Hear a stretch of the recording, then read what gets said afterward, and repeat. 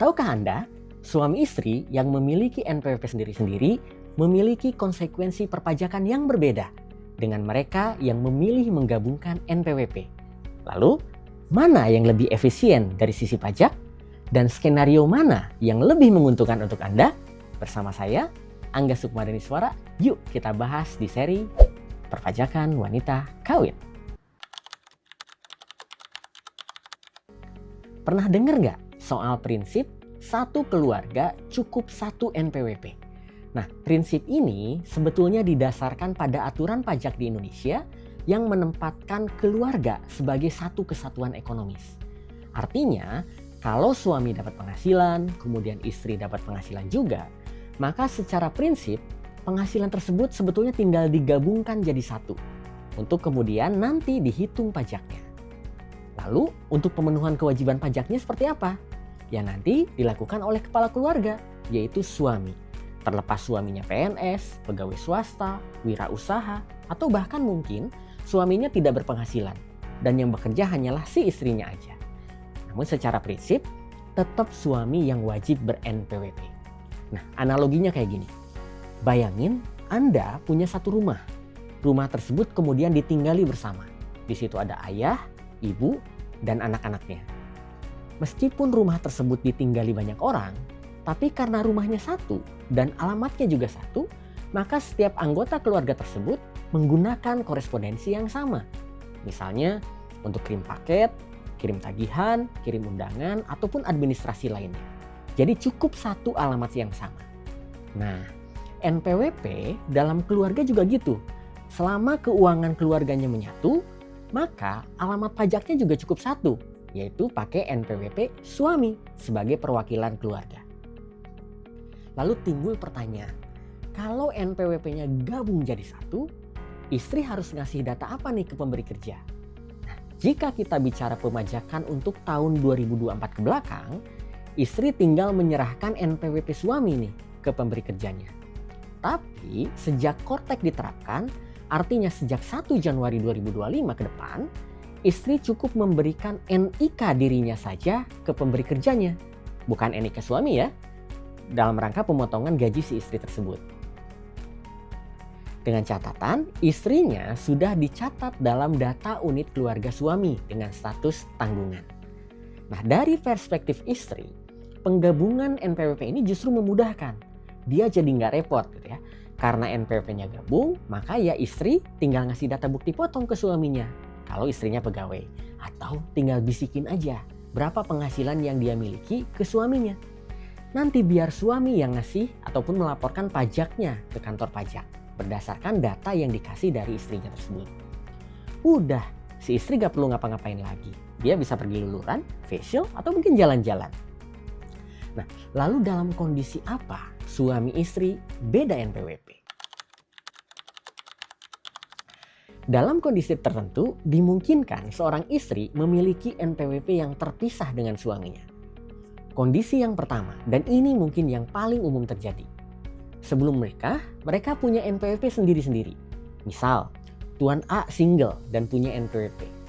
Kemudian Nona B single dan punya NPWP juga. Tuan A dan Nona B ini kemudian menikah. Dan setelah menikah, keduanya NPWP-nya tetap aktif. Kondisi inilah yang dalam regulasi perpajakan dikenal dengan istilah memilih terpisah atau MT. Kondisi memilih terpisah juga bisa terjadi ketika istri memutuskan ingin mengurus penghasilannya sendiri. Ia misalnya ingin mengelola secara terpisah dengan suaminya. Meskipun dia tidak membuat dokumen perjanjian di hadapan notaris, namun dia dapat membuat surat pernyataan untuk memilih terpisah yang formatnya sudah diatur dalam dokumen perpajakan. Maka dalam kasus ini, si istri dapat meminta diberikan NPWP sendiri dan pelaporan pajaknya juga tersendiri. Kondisi yang ketiga, istri dia mengadakan perjanjian pisah harta dengan suaminya, baik pranikah atau mungkin bisa jadi setelah nikah. Biasanya ini didukung oleh dokumen perjanjian pisah harta yang dibuat dan disahkan oleh notaris. Simpelnya, suami istri ini gak pengen penghasilannya digabung. Nah, demikian pula dengan hartanya. Inilah yang dinamakan dengan istilah pisah harta atau PH. Jadi, ibarat analogi rumah, suami istri ini berkomitmen untuk memilih alamat rumah yang berbeda. Ketiga konsep tersebut pada dasarnya memiliki konsekuensi administrasi perpajakan yang berbeda-beda yang akan dijelaskan di chapter 3. Untuk mengetahui apa perbedaan perlakuan perpajakan antara pasangan suami istri yang NPWP-nya gabung dengan mereka yang NPWP-nya sendiri-sendiri, maka mari kita perhatikan tabel berikut. Misalnya untuk pelaksanaan hak dan kewajiban perpajakan. Bagi mereka yang NPWP gabung, maka kewajiban perpajakannya administrasinya menggunakan NPWP suami. Atau sejak 1 Januari 2025 untuk data ke pemberi kerja, maka yang diserahkan adalah NIK masing-masing. Sementara untuk NPWP sendiri-sendiri, ya mereka menggunakan NPWP-nya masing-masing. Atau di zaman Kortek atau sejak 1 Januari 2025 menggunakan NIK masing-masing. Dari sisi penghasilan yang diterima atau diperoleh, maka jika NPWP-nya gabung, penghasilannya dianggap sebagai penghasilan atau kerugian suaminya, kecuali kalau penghasilan istrinya dari satu pemberi kerja. Nanti suami akan mencatatnya dalam kolom penghasilan bersifat final. Jika NPWP-nya terpisah atau sendiri-sendiri, maka penghasilan yang diterima atau diperoleh itu dianggap sebagai penghasilan atau kerugian sendiri-sendiri, yang artinya mereka akan melaporkannya secara masing-masing.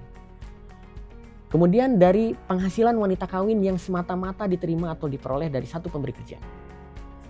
Jika NPWP-nya gabung, maka jika telah dipotong PPh pasal 21 oleh pemberi kerja dan pekerjaan istri tidak ada hubungannya dengan usaha atau pekerjaan bebas suami ataupun anggota keluarga lain, maka PPh pasal 21 yang telah dipotong itu dicatat ke dalam kolom penghasilan bersifat final.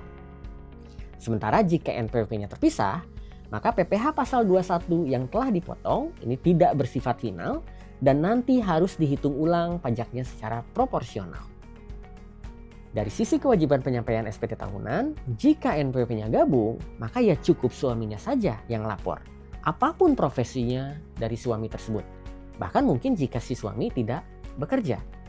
Sementara jika NPWP-nya terpisah-pisah, itu dilakukan sendiri oleh masing-masing orang. Lalu mana yang lebih baik? Untuk menjawab pertanyaan ini, mari simak ilustrasi berikut. Contoh kasus yang pertama. Tuan A merupakan karyawan swasta dan Nyonya B merupakan pegawai negeri sipil. Keduanya tidak memiliki penghasilan lain dan memilih untuk menggabungkan NPWP-nya. Kondisi pada 1 Januari 2025, keduanya belum memiliki keturunan dan tidak memiliki tanggungan. Data penghasilan dan besarnya PPh terutang berdasarkan bukti potong yang mereka miliki tersaji pada tabel berikut. Dari tabel ini dapat diketahui bahwa PPh pasal 21 terutang untuk Tuan A selaku suami sebesar Rp17.625.000. Besar PPh pasal 21 yang dipotong sejumlah sama, Rp17.625.000. Sementara penghasilan Nyonya B selaku istri mendapatkan PPh pasal 21 terutang sebesar Rp6.150.000. Besaran PPh pasal 21 yang telah dipotong sama, Rp6.150.000. Pada saat pelaporan SPT tahunan, maka yang melaporkan SPT tahunan orang pribadi adalah Tuan A selaku suami. Tuan A akan mencantumkan penghasilan neto yang dimiliki dirinya, kemudian memasukkan penghasilan tidak kena pajaknya, yaitu kawin tanpa tanggungan, sehingga diketahui penghasilan kena pajak setahun seperti yang tampak di layar. Berdasarkan penghitungan tarif pasal 17, diketahui bahwa PPh terutang untuk Tuan A sebesar Rp17.625.000. Besaran PPh yang telah dipotong oleh perusahaan sejumlah nominal yang sama, sehingga status SPT tahunan orang pribadi untuk suami adalah nihil. Sementara penghasilan Nyonya B selaku istri karena berasal dari satu pemberi kerja yang sama dan menggunakan NPWP yang sama, maka oleh Tuan A selaku suami akan dicatat dalam kolom penghasilan istri dari satu pemberi kerja dengan penghasilan bruto sesuai dengan yang tercantum dalam bukti potong A2 yang dimiliki oleh istrinya. dan besaran PPh terutang sebesar yang tercantum dalam PPh pasal 21 BP A2-nya. Dari sini dapat terlihat bahwa status SPT untuk keluarga ini adalah nihil. Mari kita bandingkan dengan contoh kasus yang kedua.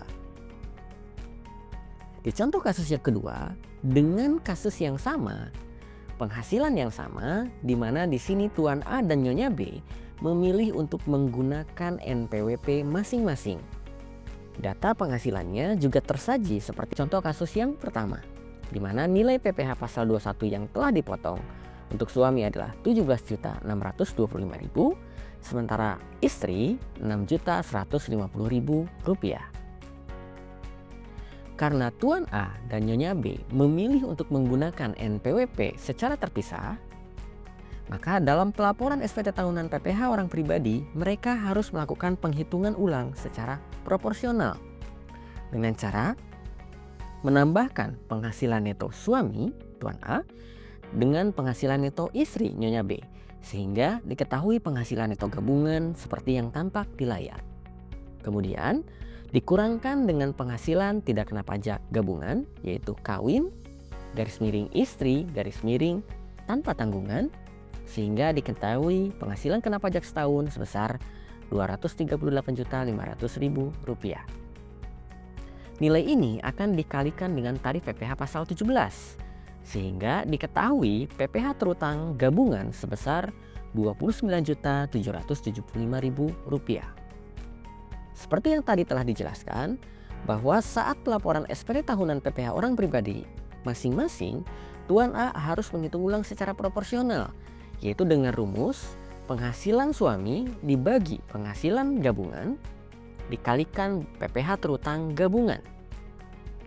Dari sini diketahui bahwa PPh terutang untuk Tuan A adalah sebesar Rp18.323.077. Sementara dari sisi Nyonya B akan dihitung dengan formula yang sama, yaitu penghasilan istri dibagi penghasilan gabungan dikalikan PPh terutang gabungan, sehingga diketahui PPh yang harus dibayar oleh Nyonya B adalah sebesar Rp11.451.923. Berdasarkan data bukti potong yang mereka terima masing-masing, diketahui bahwa Tuan A sebagai seorang suami memiliki PPh pasal 21 yang telah dipotong sebesar Rp17.625.000, yang berarti saat lapor SPT tahunan dia harus membayar selisih kurang bayar, yaitu sebesar Rp698.077.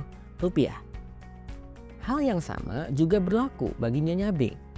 Saat dia melaporkan SPT tahunan PPh orang pribadi miliknya, diketahui bahwa PPh pasal 21 yang telah dipotong oleh perusahaan atau ditanggung oleh pemerintah karena dia merupakan pegawai negeri adalah sebesar Rp6.150.000. Sementara hasil penghitungan ulang PPh pasal 21 untuk istri adalah Rp11.451.923. Hal ini berarti Nyonya B harus membayar kembali selisih kurang bayar sebesar Rp5.301.923. Kekurang bayaran di SPT tahunan ini merupakan akibat karena penggunaan NPWP yang dilakukan secara terpisah. Setelah menyimak penjabaran tersebut, mana yang menurut Anda lebih efisien dari sisi pajak? Skenario mana yang lebih menguntungkan bagi Anda? Apakah NPWP-nya gabung atau NPWP-nya pisah? Nah, bagi Anda yang memutuskan ingin menggabungkan NPWP, maka jika saat ini istri memiliki NPWP sendiri, silakan lakukan penonaktifan NPWP istri, yang caranya adalah sebagai berikut. Bagi Anda yang ingin mengajukan permohonan nonaktif secara online, silakan buka laman kortekdjp.pajak.go.id, kemudian isikan ID pengguna dengan NIK istri yang NPWP-nya akan dinonaktifkan. Masukkan kata sandi Korteks, isikan CAPTCHA atau kode keamanan yang muncul, kemudian tekan tombol login. Tunggu sejenak hingga muncul dashboard sebagai berikut. Silakan pilih modul portal saya, kemudian pilih menu perubahan status, lalu pilih penetapan wajib pajak nonaktif. Sistem akan menampilkan formulir permohonan penonaktifan status wajib pajak di mana beberapa kolom telah terisi secara otomatis. Gulir ke bawah hingga Anda menemukan kolom detail. Pada alasan penetapan nonaktif, silakan pilih wajib pajak orang pribadi wanita kawin yang sebelumnya aktif, yang kemudian memilih menggabungkan penghitungan pajak dengan suaminya. Anda akan diminta untuk mengunggah dokumen pendukung yang mendasari alasan penggabungan NPWP dengan suami, misalnya buku nikah, KTP suami, ataupun KTP istri. Pastikan dokumen tersebut berbentuk PDF. Untuk pengunggahnya, silakan klik tombol tambah. Kemudian pada kolom mengarsipkan, silakan pilih file tersebut.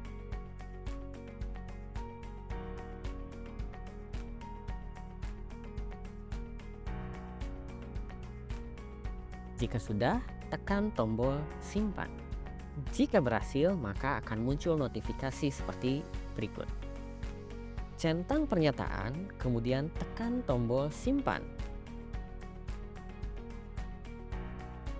Apabila permohonan berhasil diajukan, maka akan tercipta kasus dan notifikasinya muncul seperti tampak di layar. Anda dapat mengunduh bukti tanda terima jika membutuhkan. Anda juga bisa mengunduhnya pada menu portal saya, dokumen saya.